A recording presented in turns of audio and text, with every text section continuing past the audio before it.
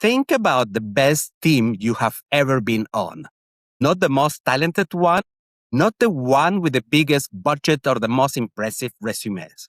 The one where something just clicked, where you walk into the room and felt like anything was possible, where setbacks didn't break you, they made you dig in, where you did things together that none of you could have done alone.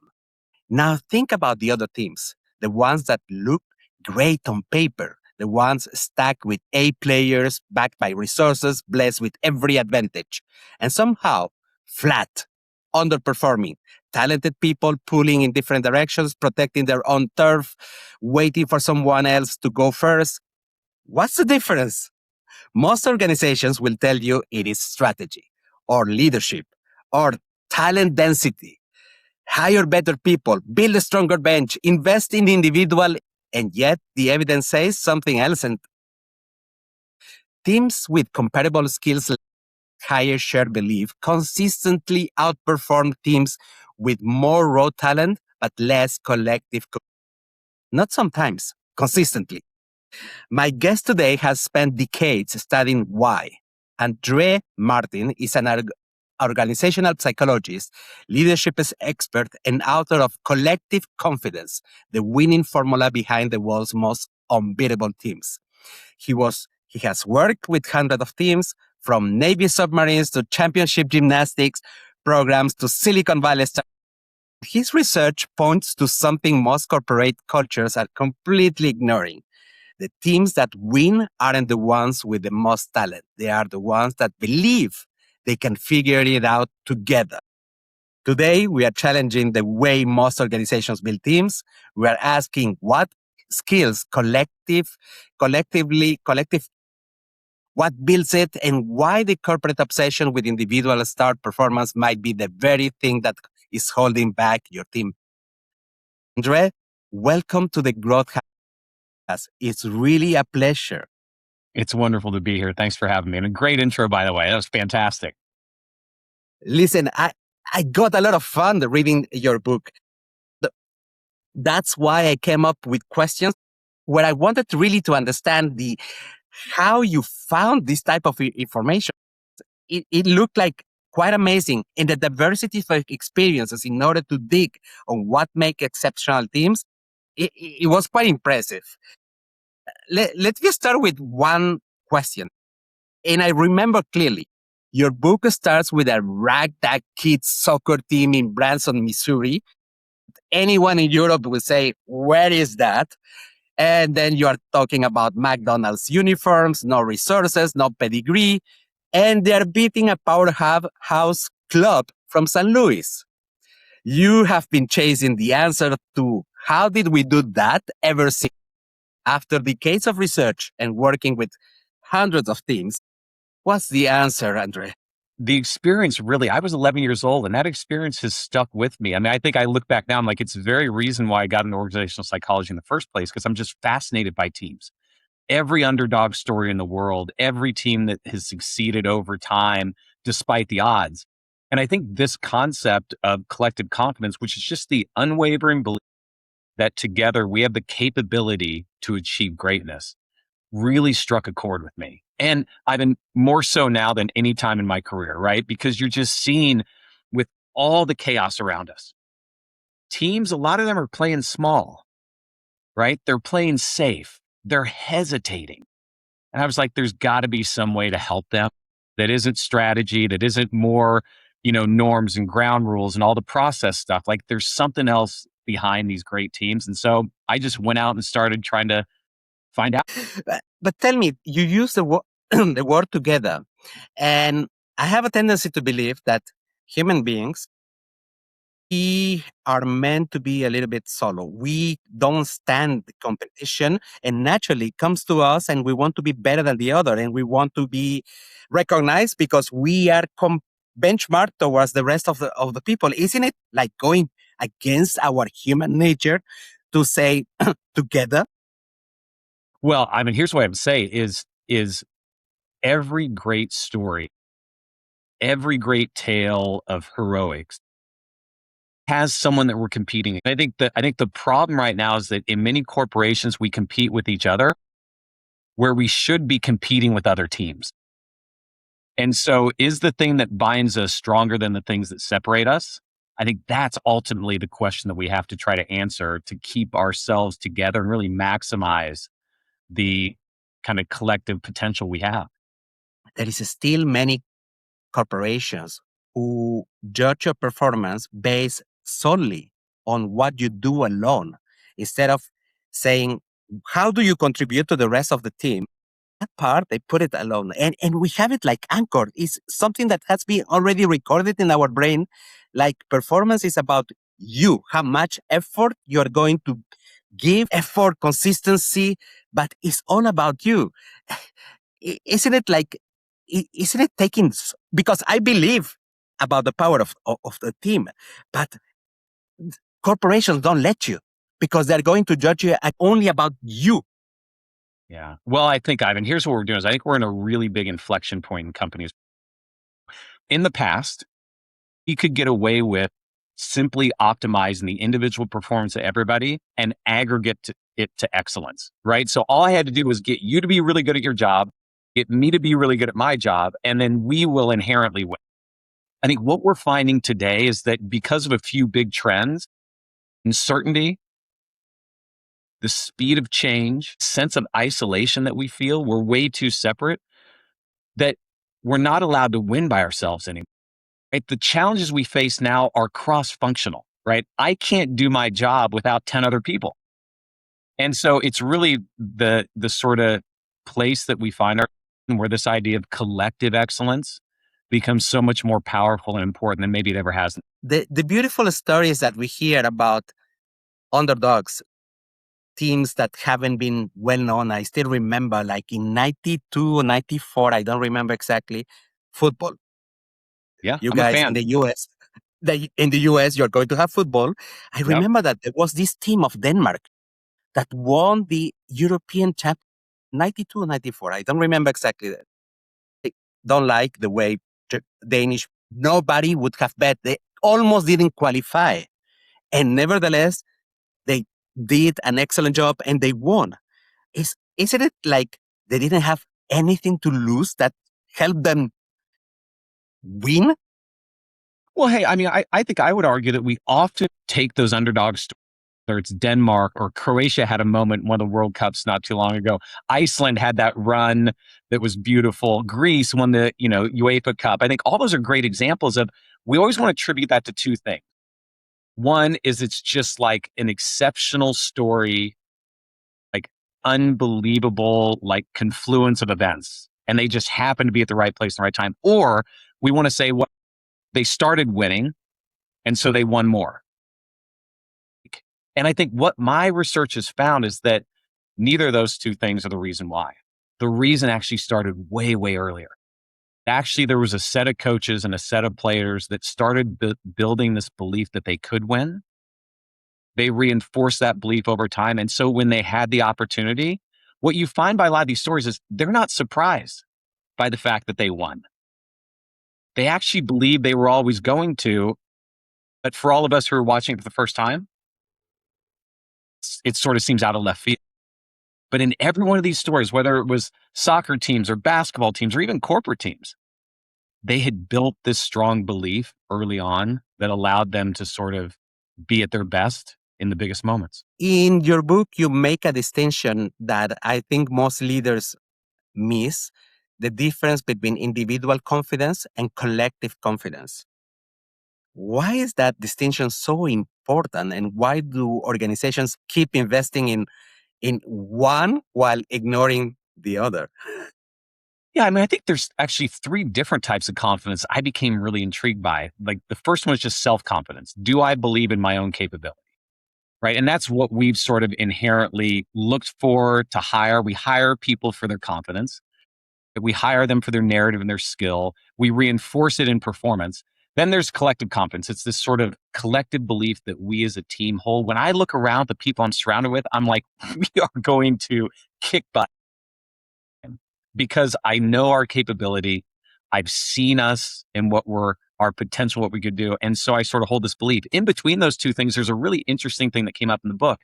And it's this idea I talk about around putting everyone's genius to work that's actually this idea called contributory confidence. So let's say you and I are on a team with 6 other people, and let's say you're a new member. You can be the most self-confident person in the world, but if the team you're on doesn't value your skill, doesn't give you a unique role, and doesn't sort of look at you and say, hey, you're a part of this thing, come and do this important piece of work for us, then you know what? Your self-confidence is going to erode. And with it, the collective confidence of the team will go away as well.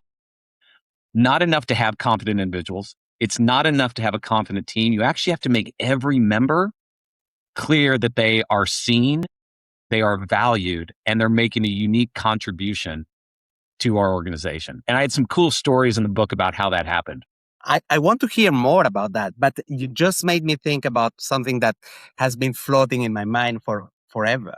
And it's regarding your country, the USA. Is it collective confidence that make the USA a country that is brilliant in, for instance, I'm going to talk about science. I mean, the reference about science is the USA. Is it that the belief that this country is one of the best countries? Like when you are born American, you already believe that you are already like chosen. And I see a little bit this type of patterns in specific cultures. I don't call it religion. For instance, people who are Jewish, culturally, and I would say this time, we feel like we are special because of all the legends that say that we were picked by God or whatever is the. But there is a belief that we are special. Is being special same as is something that will generate this collective confidence? I mean, hey, here's what I would say about the United States. I've lived for many years. I love my country.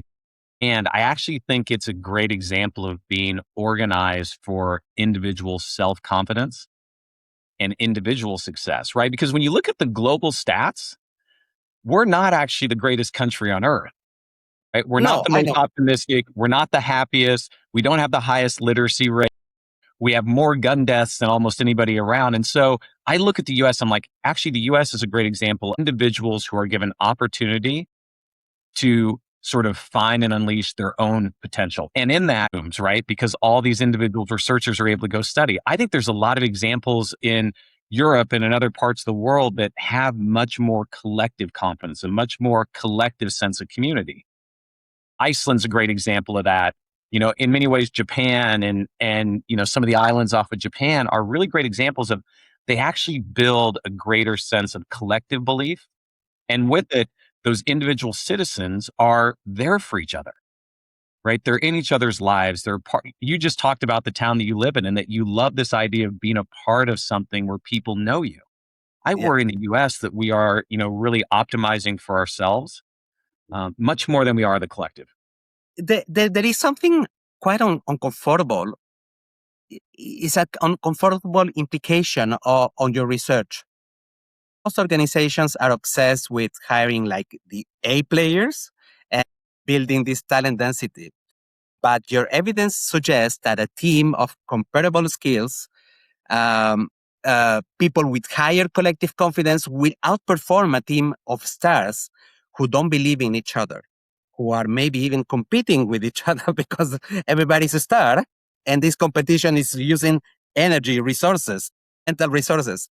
Are we fundamentally wrong about how we build high? I mean, I think in many ways we are. We've sort of over revved on talent density and under appreciated two factors. One is shared belief and really good group process. So, you know, if confidence is fuel, you also have to have a really good process to get people to optimize skill and energy towards. And I mean, I think in my own research, many other research studies, collective confidence is one of the most powerful predictors of overall team performance. None. I mean, well studied, well documented across a bunch of different environments. Secondly, is past performance, right? That thing that we sort of believe contributes to belief. It's not only not the only predictor, it's not even one of the strongest predictors, And what I love about collective confidence is it also sort of is predictive of other highly valued sort of concepts like team cohesion, psychological safety, team resilience, even creative problems.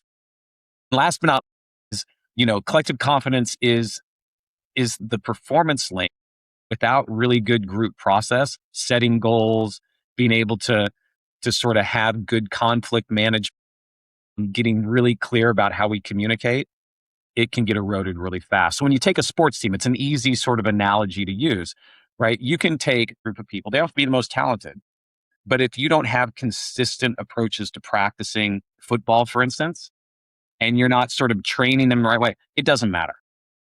So I think in that, belief can be a great fuel and accelerator to performance, but belief alone isn't enough. Now, this collective confidence, is there a way to measure it? Like, can an organization say, okay, where do we stand in terms of collective confidence? And what do we need if we need to forecast our next hire? Uh, what type of person should it be? Is it possible? Yeah, I think it's possible in a couple different ways, right? In the book, we actually have a measurement tool you can use to measure collective confidence across kind of the 6 principles across group process and some of the outcomes you're looking for.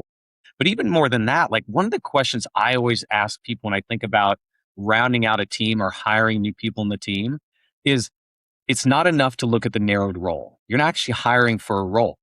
You're hiring for unique capability that doesn't exist on the team they're joining. And that again gets back to, right, don't hire for the role they're in, hire for the capabilities or skills that are currently missing on the team. Because 2 things happen. One is when you do that, you're making up for a gap, something we currently don't have. And secondly, when I come in, I'm immediately valued, right? I'm immediately important to success. And often again, it's the same mentality. Like we hire for individuals.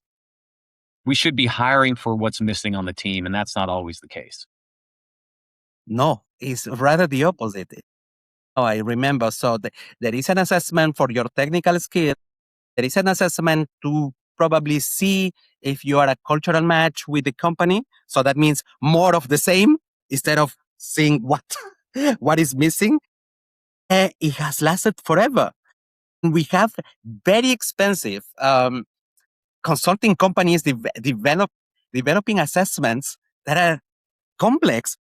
They don't do what you are saying, complementing, making the thing stronger. I mean, in my first book, Wrong Fit, Right Fit, which I wrote a few years ago, one of the things I dug into this in depth and said, you know what one of the problems is with hiring is our job descriptions don't help us. Right? Most people create job descriptions on AI now. And it's like if I was getting hired for the CHRO of a company, the job description will be like, here's the job and here's the 30 bullet points of all the things you need to do. Truth is, in that company, in the next 3 years, you're probably not going to do any of those things. Or if you are, you're going to do very few. So I was sort of advocating for a realistic job.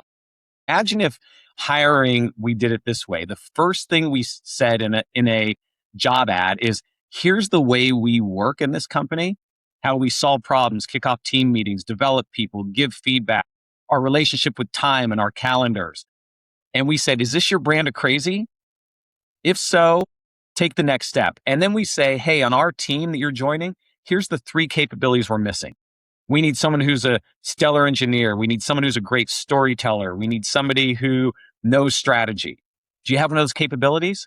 Great. Take the next step. And then the last step is here's the 3 projects you're going to have when you first get here. Are they in your zone of genius or are they things you want to develop and learn how to do? If so, hire them. But we don't hire that way, right? And so in the end, it's like you get someone that might be a great CHRO, but the 3 things you need them to do in the job, they're terrible. Hmm. And so I just don't know that we do enough work around realistic job previews. And that's why we're seeing a lot of really bad hires or a lot of false positives downstream. The impression that corporations need to drastically change because this story that you just mentioned with the 3 layers of assessment is more appropriate with the way the younger generation is learning things. Because today, uh, if my daughter, one of them is, I have 2 daughters, one of 18, one of 15. If they ask me, what should I do in university? I would say you can do whatever the hell you want, and if you don't want to go to university, you can do online and stuff if you know how to learn on your own. And this mix of things that we didn't have back in the days, they have the opportunity to build their curricula as they want. And how are they going to be assessed if they are not engineered in biotechnology? If they are a mix of statistics with some accounting, with something that they loved in history, whatsoever, they still have developed a way of thinking, a process to think. They have maybe even more critical thinking because they are mixing a lot of subjects. The only way to attract this type of people, it would be your way. Yeah. I mean, I think, Ivan, this is one of the things that came up through the book. I had this great sort of experience in interviewing one of the leaders of a camp at Burning Man, which is a big artistic festival in the States, right? Basically, what happens is all these folks come to the desert, they build a city in a week, stay there for a week, and then break it down and leave no trace. And one of the things, the camp I talked to was called Camp Corny. It was run by a really great entrepreneur named Paul Troiano. And he taught me a very important thing about the way we will hire, assess, and put talent to work. He said, my approach is that I'm going to put everyone's genius to work. To make that happen, I have to do two things. One is I have to know the broad skills that everyone brings, right? We get hired in these roles and they're very narrow and they're not who we are. They're one thing we can do. And he's like, I'm amazed at how brilliant people are, right? We just don't see what they're capable of. And then secondly is when someone brings you a problem, you make them the boss of it, right? So he's like, my philosophy as a leader is if Ivan came here and said, hey, at our camp, it's really dirty. Boss, you got to get this cleaned up. He'd be like, you're now the CEO of trash. Go figure it out. But to do that, two things have to be true as a leader, right? One is you have to know that the person has the capability to do whatever you're asking them to do. And secondly, you have to have the trust that they're better off doing it than you are. And a lot of leaders put a lot of that load on their shoulders because I think they don't know the talent they have. And they also don't trust the talent to do and that's where the whole thing breaks down. So the best leaders, these confident teams, they see the whole person in front of them and they put that broad capability to work every single day. That's really crazy. You have worked with teams from submarines to startups to championship gymnastics programs. What do the teams that successfully build collective confidence, regardless of industry or context, what do they do, in fact? Yeah, I mean, I think that like in the book, there's 6 principles, right? They have these 6 things in common that they really do a great job in building. The first one is they build belief in every team member, right? So no matter whether or not you're the most gifted, no matter if you're the most competent, I think what these great leaders do in this regard is they look at the person in front of them and they say, I'm going to work with the best parts of you. I'm not going to just drown you in developmental feedback of all the things you're doing wrong. I'm going to find the thing you can do and I'm going to amplify that. Super important. I think secondly, like I said, they put genius to work. They understand the broad skill and they make sure that every single day they're putting that to work. The third one they do, and I love this. This was a VC firm called PeakSpan. They create low stakes wins early in people's tenure on a team. So instead of doing the whole like, come and join this team, Ivan, and just spend the first 3 weeks getting to know it. We work differently. You get to know the work we're doing. You know the strategy, the values. PeakSpan just says, we interviewed you. We think you're great. We're going to put you to work right away. And that is such a great way to stoke engagement and commitment. Right? I think the next 3 are really fun as well. One is they borrow brilliance that sets the bar. So the best teams go out and find other teams who have succeeded to show their team that what they're trying to do is possible. Right. So the gymnastics team at Denver University that I worked with for a long time, that coach would go out and say, hey, Oregon State isn't a powerhouse. They aren't one of the best gymnastics teams. They don't have pedigree. They don't have great athletes. And look, they made it to the national championships. We can too. And so they give these examples. Last 2 are they turn learning into a team sport. Right. I love this idea is that, in all my big corporations I've worked at, we always had leadership development programs for each individual. So Ivan, you would take a leadership program and go to Harvard. What we found is that the best teams, they do all their learning together.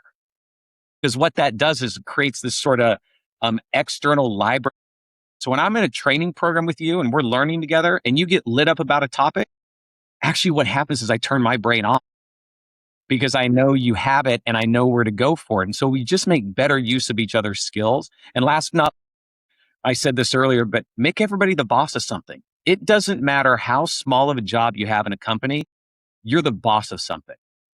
And point people to the place where they are fully accountable, fully autonomous, and then let them do their thing. And that just, creates a little bit more swagger in all of us, I think.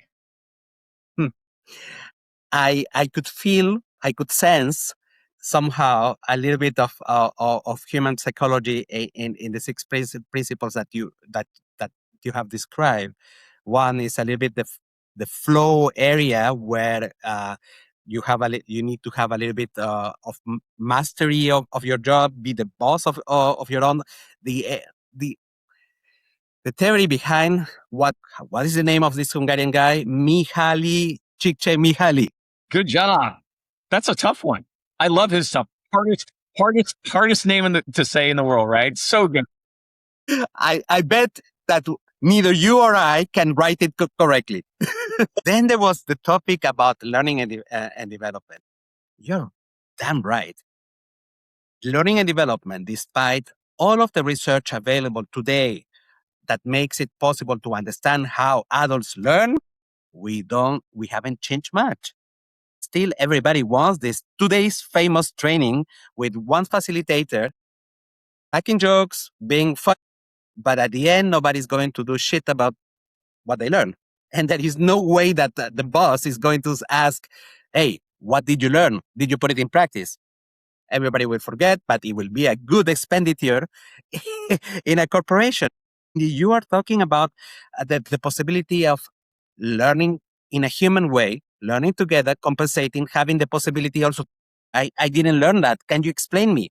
And we feel safe, to practice, to try things and fail and have feedback from someone at our level. I'll give you a really pragmatic example from the book. It has to do with a reality TV show. Those are so popular these days. It was called The Deadliest Catch. And I don't know if you've seen it, but it was basically all these boats on the coast of Alaska that were doing crab fishing. I mean, huge 20, 30-foot waves. I talked to the producer of the show, and one of the things they did with their team had film school a week before they'd go out. Because if you think about it, each of these boats would have a camera person and an interviewer with everyone on the crew. And those crew boats were tiny, and they were in just some of the most chaotic, hard, storm-ridden environments you could ever imagine at sea. So they were super dangerous. And so what this producer did is he talked his production company to spend the money doing no filming, but having the whole crew in Alaska a week before they film to show every example of all the filming that happened in the first season. All the dangers, all the injuries, all the great shots, to teach them two things. One is to show them collectively all the potential mistakes that were already made. So we as a unit have all those available to us so we don't repeat them. And secondly, to show them the best practices of what great looks like. And when you do it together, man, that stuff never goes away. There's this Ebbinghaus forgetting curve that happens in learning. If you learn something by yourself, you lose about 70% of what you learned within 3 days. If everybody learns it, that retention stays about 100% because we all are going to remember different aspects of the same content. So yeah, teams should learn together as much as they possibly can. And I know team leaders that are sitting there going, well, that's just super ineffective. I'm going to pull everyone offline. I'm like, yeah, but the benefit you get from the content is exponentially bigger. It's because often we want things quickly. We want things like done and finished. It's not a sustainable process for the future. As a leader, am I going to be here in 2 years? Maybe not. And that's maybe one systemic problem in organizations, is that the reason why this collective confidence hasn't been implemented, the reason why we don't care about people who have a lot of good team spirit skills and we'll leave him outside, it is because we want results for now. So that means, did you do the sales? did you accomplish what we were supposed to accomplish, and not what is going to maintain the cohesion of an organization. I mean, it's exactly right. But I have examples to the contrary. I've been the small gymnastics team, Denver University, nothing program 20 years ago. Barely ever was on the news, didn't ever make it to a national championship in the States.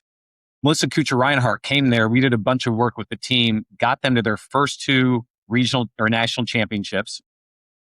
They made it there past regionals 20 years after that.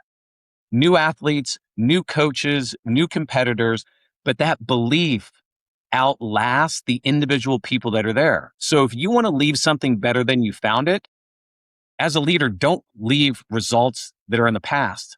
Leave belief. Because then the next person that comes in is going to accelerate that much higher. Another thing that you made me think is about, I don't know where I read that book. I hope that it's not the culture code or something like that.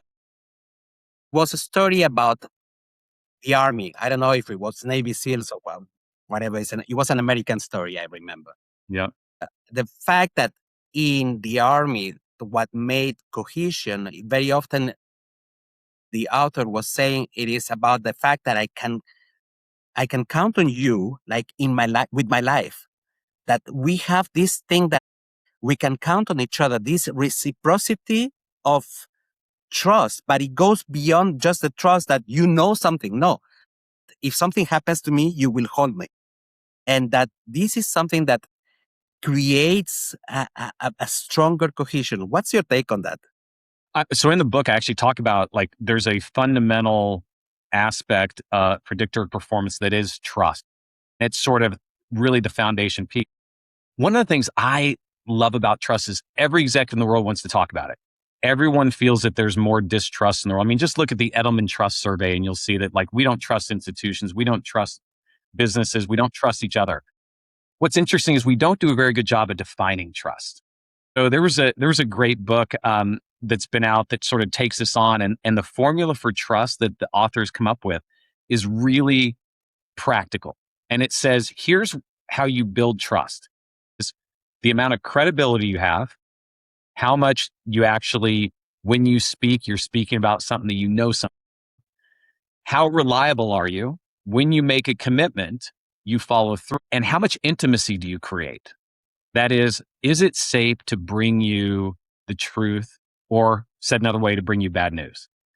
What I love about this formula is that's all divided by your level of self-interest.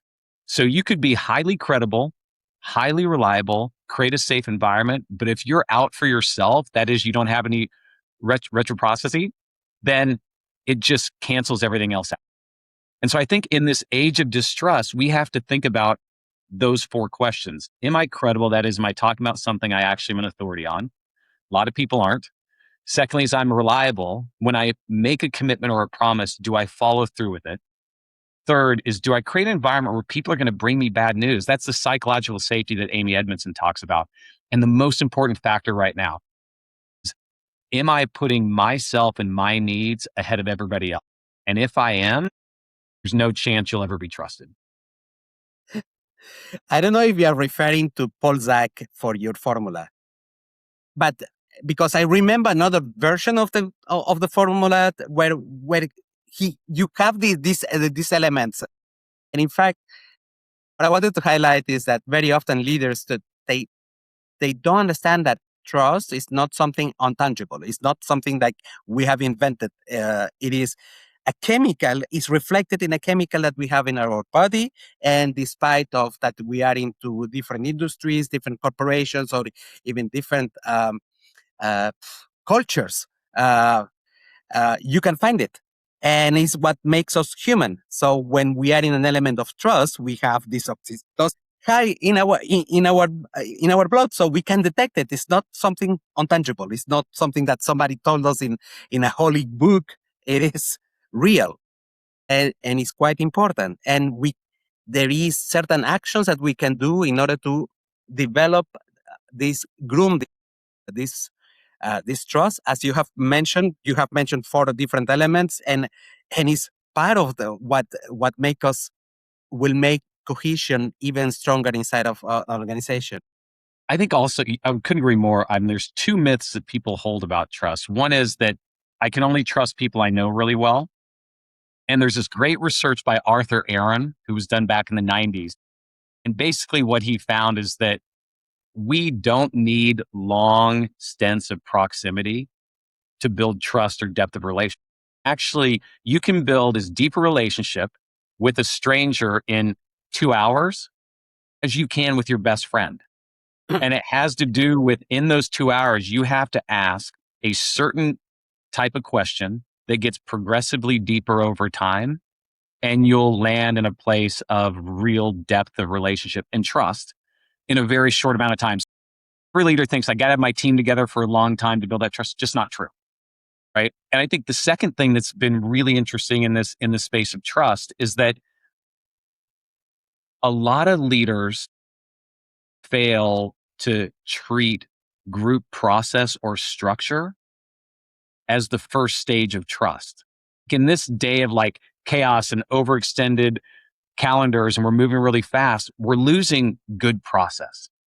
We're losing the architecture of making a team great. And what I've found in my work is that the first stage of trust in a collective is actually having really good structure. And if you do that, you can build a foundation of trust. Without that, we're always going to be competing, always going to be sort of optimizing the environment for just human nature. So like, I think we forget that structure isn't overhead. It isn't like administration. It's actually the foundational element of building human trust.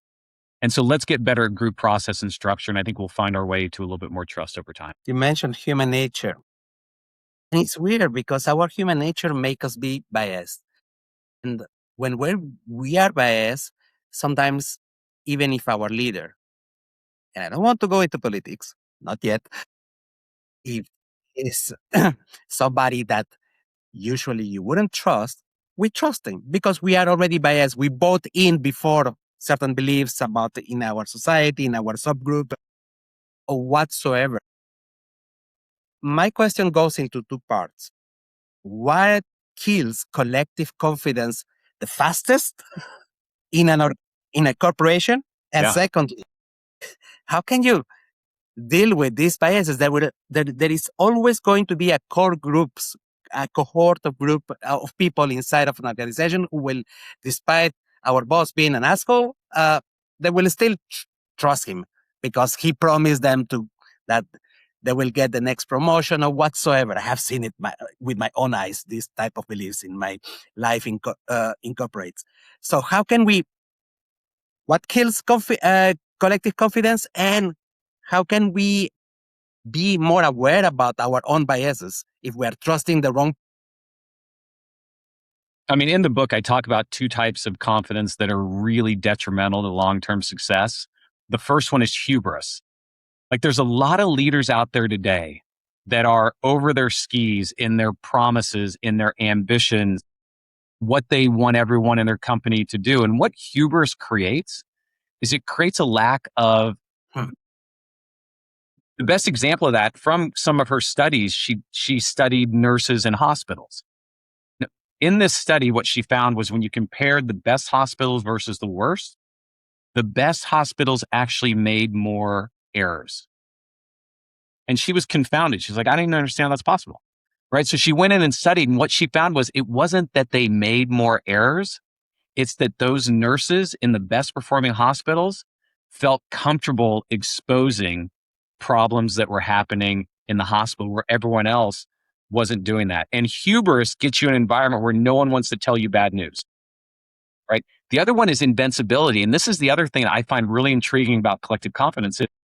You see a team that succeeds and they succeed again and again and again. And what that can create is a sense of invincibility. Right. So the idea that I've won once or twice or three times makes me think I'm always going to win.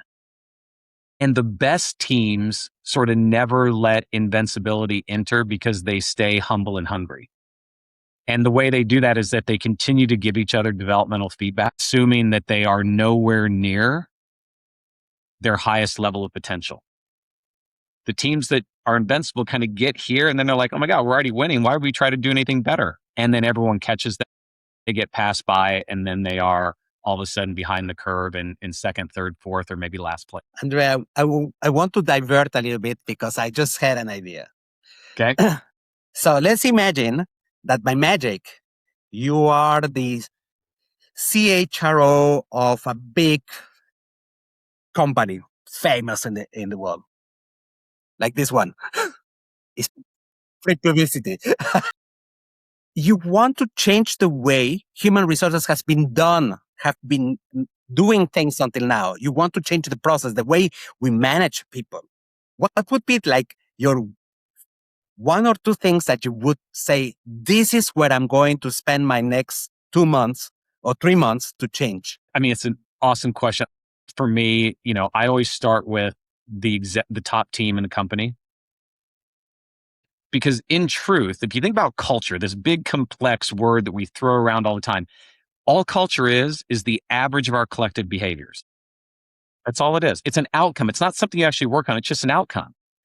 And if you can get the executive team highly aligned, working in the best possible way together, right? Clear about what great looks like for them and for the company, that starts to ripple out. And however the executive team works, I can tell you from experience, 6 months later, that's the culture of the company. And so I'd say, hey, let's start working a lot harder in making our top teams really great teams as opposed to just an aggregation of talented individuals. Like the second thing I would do is I'd work on onboarding. I think onboarding is like the biggest miss I've ever seen. We bring people into a company and their first day, they're getting their computer. We're taking them through their health benefits. We might be telling them some inspiring stories of like customers for our products or whatever we do. But we miss an opportunity that if you can sort of sit that group down and say, here's why the world's better with us in it. Here's the next mountain we're trying to climb. Here's how we work, or literally from a behavioral standpoint, this is what great looks like. This is the rules to the road. Here is our promise to you in return. Man, if you spent 3 days answering those questions, let's say that you hire, your turnovers at like 10% every year. By the time 5 years rolls around, you would have upskilled, got aligned over 50% of the organization. You don't have to do any other work to build culture. That's it. Like if you get the new people working in the best possible way and your values to your behaviors to what excellence looks, they know the mountain we're trying to climb. They know why the world's better with us in it. Then magically over about 4 years, you would have changed the culture, even if you did nothing else. And that's beautiful because many corporations still believe that if you need to work on culture, you need to have a program that is going to last months and months, starting by the bottom.